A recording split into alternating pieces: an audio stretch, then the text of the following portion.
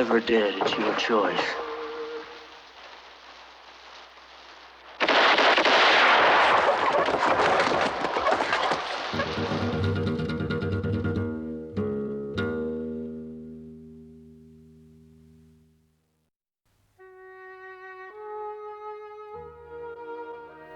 A Fistful of Dollars was the first big screen protagonist I played. I had total freedom in the character because we didn't even speak the same language. And it was Sergio's second picture. He had done one picture called Colossus of Rhodes prior to that, and he'd never done a picture before that except he'd been assistant director. And then it was Marconi. I don't know if it was his very first score, but it was certainly one that put him on the map. And so we all kind of jumped out and had decent careers based upon that picture. After the first one took off and did so well, then the second one I thought would do well. I think I was one of the people who inspired him to do a sequel. Originally, Sergio wanted to have Henry Fonda in Lee Van Cleef's part because he felt that I had a similarity to Fonda that would have been sort of a father-son, mentor kind of situation. He couldn't get Henry Fonda, and at that time he couldn't get anybody. Nobody knew Sergio, and the dollar pictures hadn't come out and been as effective as they were a few months later than that. So he goes to California, and he comes back with Lee Van Cleef. I said, Lee Van Cleef, that's interesting. He always had a great face. And I used to see him around at Universal years ago. He was sort of a well-known character actor, worked quite a bit. Nice guy. He came over there and did the part, and I thought it was interesting.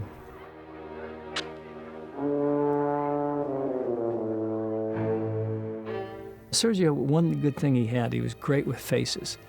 If you notice those films, all those faces, those gypsies he would use to play the Mexican guys in those pictures, he always got really good faces. He was very, very detail-oriented when it came to casting.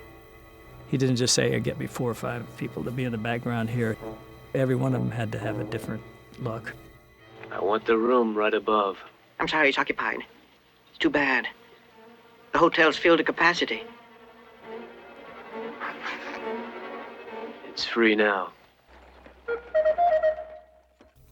He loved life, though. He was a very humorous guy. And I was told that before I ever worked with him. They said he was a man with a great sense of humor. He loved to tell jokes. He was very, very funny. He loved to laugh, loved to eat. The first week I went over there on Fistful of Dollars, the first day of work, we broke for lunch, and all of a sudden, instead of breaking for lunch for a half hour, like you would in this country, or an hour at the most, we sat down for a 2-hour lunch, and everybody's drinking wine and eating spaghetti and everything. I thought, God, this is really something.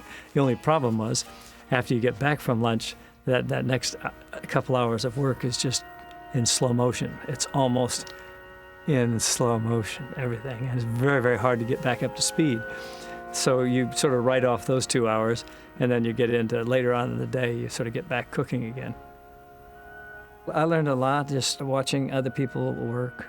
You just sort of see things that you like. That you would say, if I'm ever directing, this is the kind of thing I like. And you also, conversely, you see things that you don't like. And you say, gee, if I'm ever directing, I won't do that.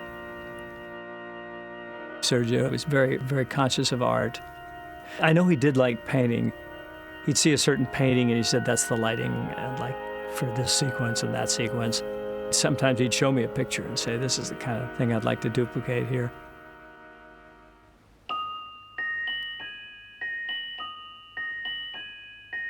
Sergio loved long pictures. He loved long sequences and long pictures.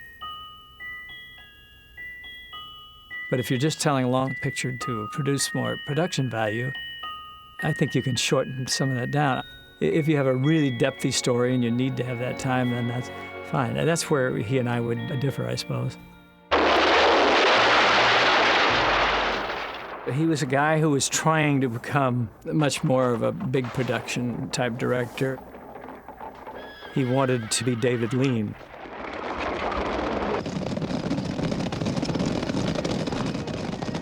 I, on the other hand, was trying to go for a smaller picture. I just wanted to do smaller character-driven things because selfishly I was coming from the actor's point of view at that particular time. When we were doing Good, Bad, and Ugly, Sergio talked about doing Once Upon a Time in the West. I just thought I'd done enough of that style. I just didn't want to repeat myself too many times. But I thought it was time to come back here in this country and work on some other type projects. And I don't know why. There was no great intellectual strategy. There was just, it just felt that it was time to come back.